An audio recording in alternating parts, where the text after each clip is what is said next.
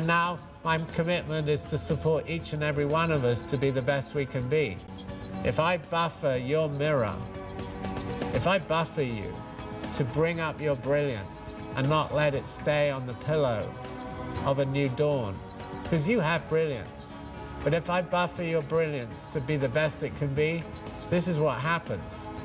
I buffer you, I buffer you, I buffer you, and I get to see myself more clearly in your beautiful reflection, and then know myself more clearly in the next second of my life. And that's enough for me to know that my compass is on a true and authentic path.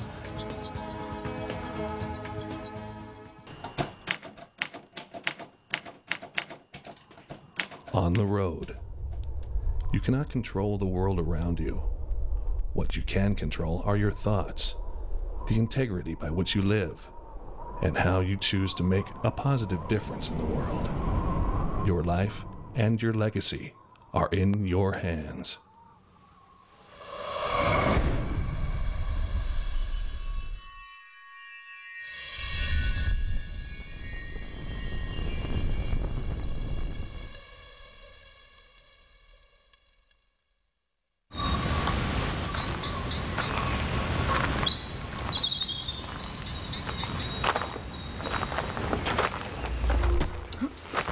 We know when we're living our lives from the inside out, there are things that can happen to us that we cannot control, things that can catch you on the blind side. And it's a place that you go, perhaps as St. Francis talked about, Lord, grant me the serenity to accept the things that I cannot change. I can't change what has happened. The courage to change the things that I can. I can change how I'm going to respond, and the wisdom to know the difference. Most of us are reacting to the outside circumstances, and we're allowing the outside circumstances to control our thinking, our feelings, and our behaviors. Because if we're just automatically reacting to everything that goes on, then we're really tapping into our more animalistic nature, and we're not thinking about what's in our own best interest. If we give ourselves a moment to pause, then we give ourselves think time to be smart and think about what is really the best approach in that situation. Oftentimes in life, the questions that we ask ourselves immediately after a stimulus will determine the quality of the response that we make. The question you have to ask yourself is, how high of a quality response do you want to produce in life? When is the last time that you made a decision in haste and had the optimal outcome that you truly wanted? What I've learned is when something happens, that's this moment. Pause right here and then respond. When you pause, you're able to see with clarity what your choice is. When you respond at that point, you're coming from a higher state of awareness and a higher state of consciousness. So learn to take a deep breath, pause, and then respond rather than react.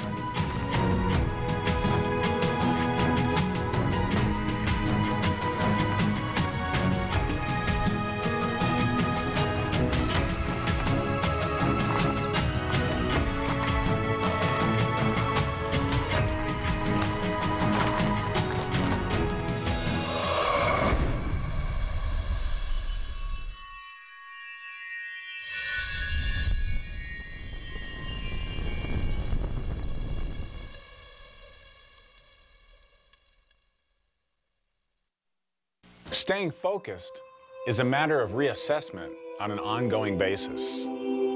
Sometimes our path is not a straight line. Most often it is not. So it's about gathering all of the information that you have at that time and figuring out how you will use this information going forward to get exactly what you want. You're going to have a lot of failures, a lot of disappointments, but those are not things to stop you.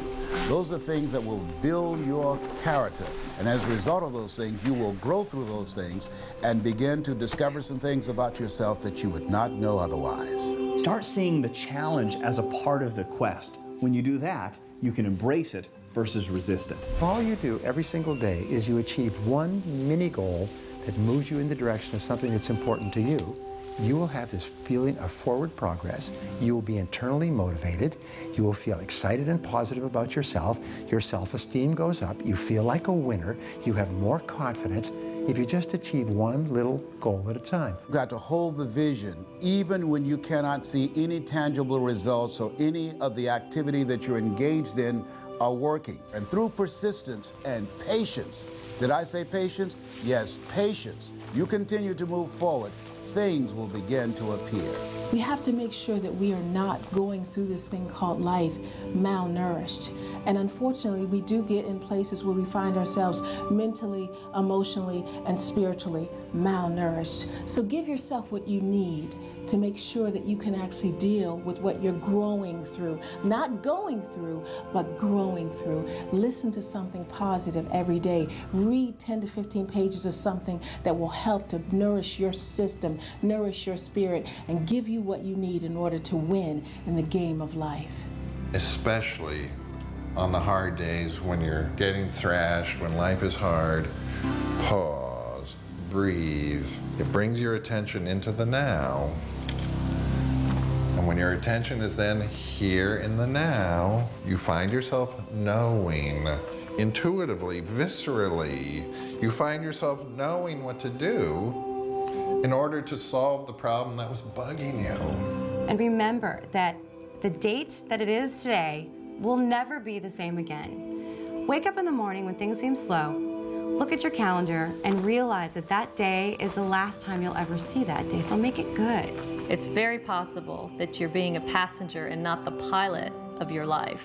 And you just have to take control and make that decision to live with intentionality. It's not always going to be easy. In fact, sometimes it's going to be very difficult. It's persistence and desire that gets everybody over that difficult hump.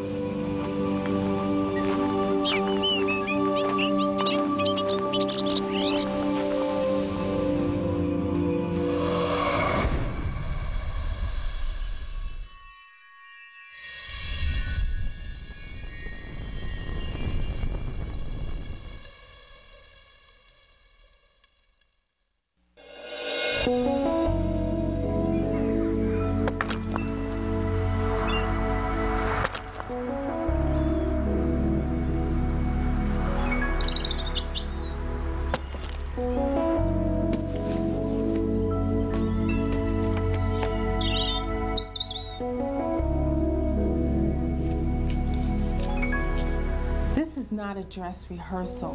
This is it. So don't hold back on your ability to give. Find ways to give. Be creative about giving. Get excited about giving. There are people that need you to find a way to give into their life. And I encourage you, as you're giving, understand that he who gives, it shall be given unto him or her. Pressed down, shaken together, running over, shall men and women give into your bosom. And to know that you're making a difference in other people's lives, I don't think that there's a better feeling that you can have to know that somehow either your time or your money is making somebody's life a little bit better. If we all did that, even if you don't have money to give, you can give your time, your energy, your talents, but whatever you give back, you get to keep.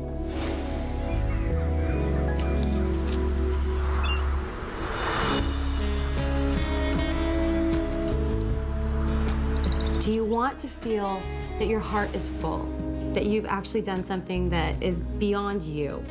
You need to give back. The times when you're feeling the lowest, the times when you're feeling the most down, that's the time you need to be giving back, because when you give back from there, it creates a sense of abundance. It creates within you a sense that you have more to give. And by having that sense that you have more to give, you start to tap in to that inner resource that allows you to do more, be more, have more, and create more in your own life as well. When you start giving, you become part of a community of givers. You start attracting people like you. And there's nothing better than being part of a community of people that are giving back to the world, because they have a much bigger vision. They are here for changing the world in a big way. And when you give back, it gives us a sense of that connectedness. And it's so important because it allows us to know that we're not alone. And I can't stress how important it is to realize that we are all a part of the same quest.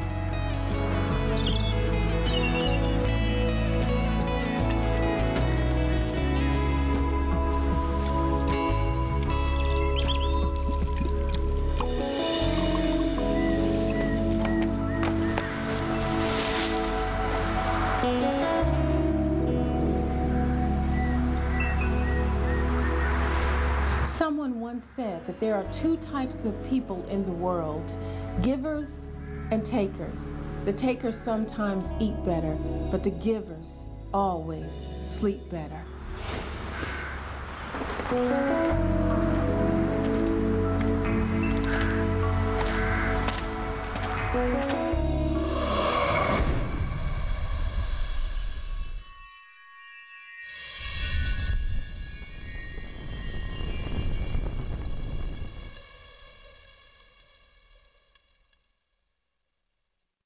How many people do you know that sit there and say, oh, I really need to lose the weight, and then they keep eating unhealthy foods? How many people do you know that sit there and say, oh, I can't stand my job, and then they keep going back to that same job day after day after day? How many people do you know that sit there and say, oh, I'm not happy in my relationship, but they go home every day to that same person that they don't love anymore? You cannot invest any more in a future that doesn't exist. Life is unpredictable, and you've got to be flexible and versatile and be willing to make the adjustments necessary that will move you in the direction of your goal. And you've got to ask yourself, am I on course? Am I seeing the results that I want to see? You've got to monitor yourself and continue to execute in the direction that's giving you the most positive feedback.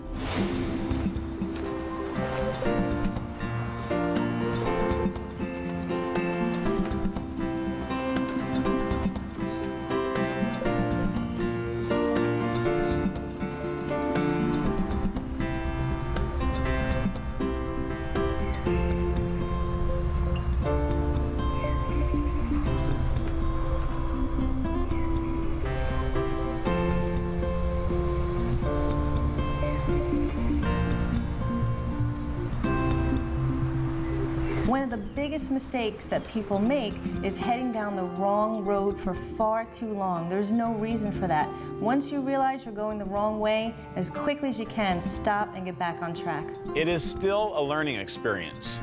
Once you figure out what the lesson is, put on the brakes. Don't go any further. Lesson learned. Take it with you. Put it in a safe spot. You can use that information later and then move in the right direction. Think in terms of when was the last time you had a big east to west smile on your face?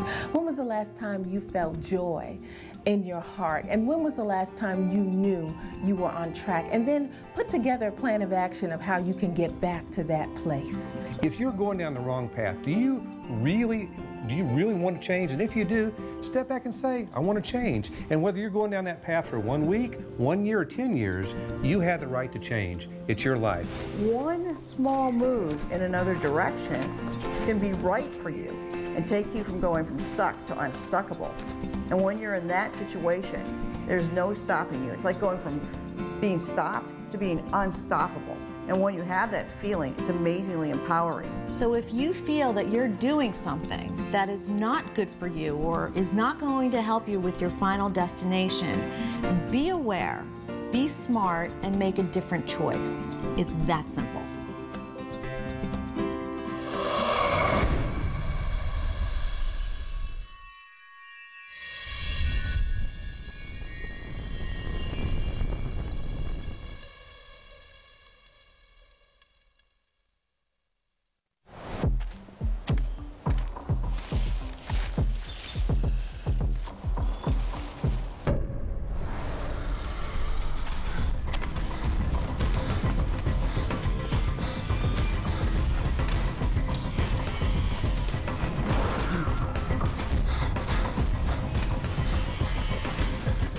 Courage is that place we find within the depths of ourselves where we take an action even if fear is present. Nobody is born with courage. As a matter of fact, most of us are afraid.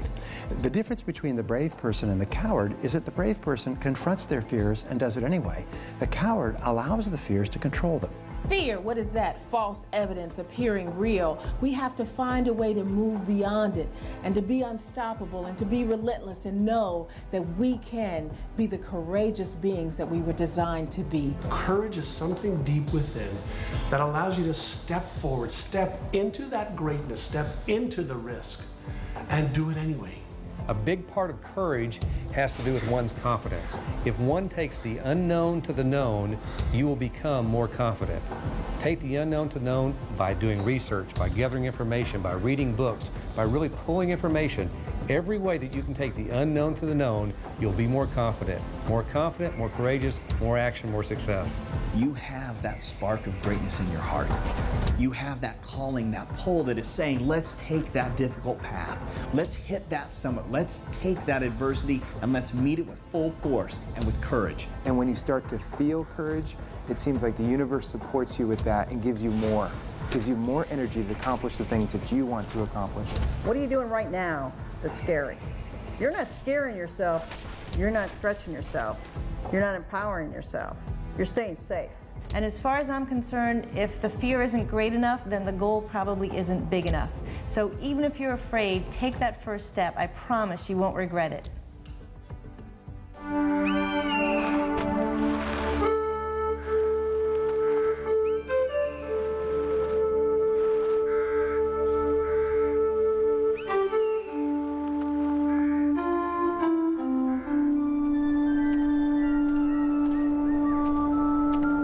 With every step I take, purpose. Every path, opportunity. Every failure, confidence. When I didn't think there would be a tomorrow, there was. I am still learning.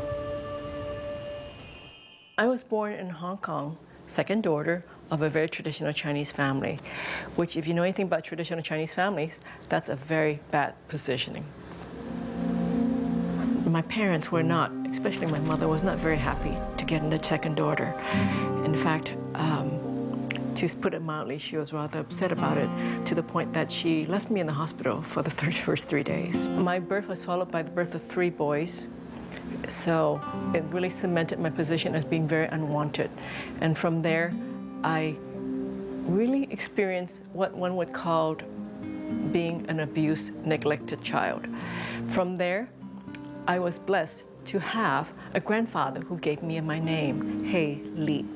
With that name, I knew that somebody really cared about me and thought I was worth something, that I was going to be destined to be something great. So with that in my internal makeup, I was able to circumvent and escape some of the mental abuse and physical abuse I was experiencing. And life was pretty tough, but not as tough as what I found out at age 11 that my classmate Rebecca had. She and her family of 5 total lived in a room and shared a kitchen and bathroom with 2 more families, and they didn't even have enough to eat. I realized that there were people in life in even much worse shape than I was, and I wanted to make a difference in their lives because it didn't seem fair, it didn't seem just that with 2 working parents that they couldn't feed and clothe the family properly. And so my mission in life, my compass point was to make a positive difference. And with that knowledge, packed up my bags and came to America as a young student, working my way through school, did my undergraduate and graduate degree in 4 years in foods and in nutrition and economics, my master's in economics, so that I could go help make a positive difference in people's life. I stepped forward again, found a job with a company that had the same perspective as I did, and more than that, they were willing to take me as I was, a small immigrant woman of color, and take me and rate me and promote me based on my merits. Great story for me, because having been discriminated on every account by that time, that was a wonderful place to go work, make a difference. And that was May Department Stores International, which is now known as the Macy's Group. I joined them, and as they can say now, the rest is history.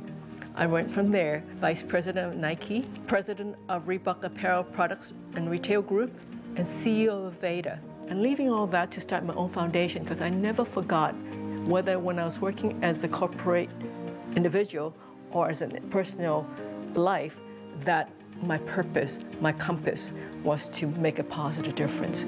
So when I was with Reebok, we were able to establish labor standards throughout the world of how our manufacturers would treat their employees, what kind of hours they could keep, what kind of ventilation, lighting, all the things that so many of us in America take for granted had to be established. And there was something that made a difference for all the workers that we work with, but eventually the whole industry. It's something I'm really quite proud of, because I remember the times when I was young and did that myself. People ask me at times, what about your mother? What is she doing now? Isn't she so proud of you? And the short and long answer is, well, no. And people are so disappointed when they hear that. They think, oh, that must be so devastating. But I say, stop for one moment. If you're looking for approval from outside, whoever it is, you will never be happy. You have to allow them to be who they are, and for you to be who you are, and just accept that. My father died many years ago in a plane crash, but before he died, I felt like we had peace. Even though he never told me in so many words he was proud of me, I know in some level he was. So for me, I'm very at peace with my family, and I appreciate who they are, who they were, and what they've given me, and I'm really very grateful. The one thing I want everybody to know is that you, every one of you, have what it takes to get what you want. It's inside of you. Just go back inside. Don't listen to the tapes from outside, from everybody else telling you what to do, what to love, who to date, what job to have, what car to drive. You know what it is that you need. Go back to your inner wisdom. Listen to your voice, the voice that has been silenced by all this outside tapes. When you get back to that point, find out what is your compass point, and from there, you will live the life that you are born to live. And I promise you, you will find the peace and happiness you're after.